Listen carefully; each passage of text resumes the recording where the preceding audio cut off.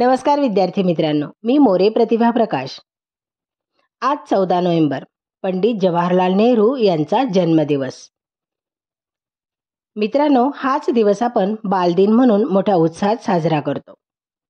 याचे कारण म्हणजे नेहरूजींना तुमच्यासारखी लहान मुले खूप खूप आवडायची. मुले त्यांना प्रेमाने चाचाजी म्हणत.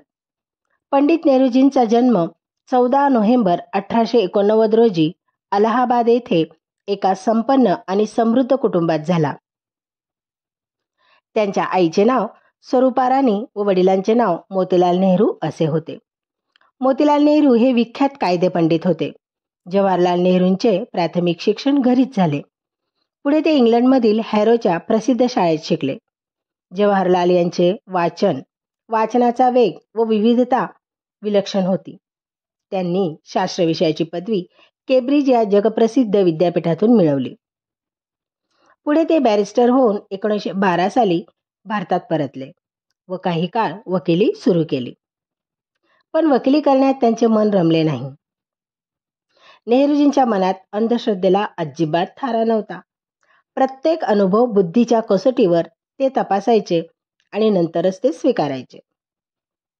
देशातील दारिद्र्य, निरक्षरता, अन्नटंचाई, फाळणी असे विविध प्रश्न त्यांनी खंबीरपणे तोंड देऊन सोडवले. पंचवार्षिक योजनातून औद्योगिक विकास साधला. वैज्ञानिक दृष्टिकोन जोपासून अनेक संशोधन संस्था स्थापन केल्या.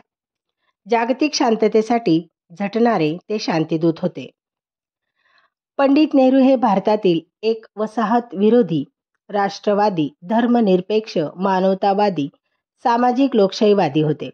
ते आपल्या भारताचे पहिले पंतप्रधान होते. त्यांनी 16 वर्ष देशाचे पहिले पंतप्रधान म्हणून कार्यभार सांभाळला. जवाहरलाल नेहरू यांचे चरित्र संघर्ष, त्याग आणि विजयाचा प्रवास होय. मित्रांनो, 1931 ते 1938 या काळात त्यांचे वडील, पत्नी व आई यांच्या निधनामुळे त्यांच्यावर खूप आघात झाले. विरंगुळा म्हणून ते कधी कधी कविता करत. आपल्या भारताच्या इतिहासावरील प्रेमामुळे त्यांनी द डिस्कव्हरी ऑफ इंडिया हे पुस्तक लिहिले. देशाच्या स्वातंत्र्यासाठी अनेक हालापेष्टा व तुरुंगवास त्यांनी भोगला. असे हे आपल्या भारताचे पहिले पंतप्रधान, शिल्पकार, भारतरत्न पंडित जवाहरलाल नेहरू होय. आराम हराम है चा मंत्र त्यांनी आपल्याला दिला. खरोखर आराम हराम आहे हे त्यांनी सुद्धा सिद्ध करून दाखवले. असे हे महान कर्मयोगी शांतिदूत 27 मे 1964 रोजी अनंतात विलीन झाले. त्यांना माझे कोटी कोटी प्रणाम.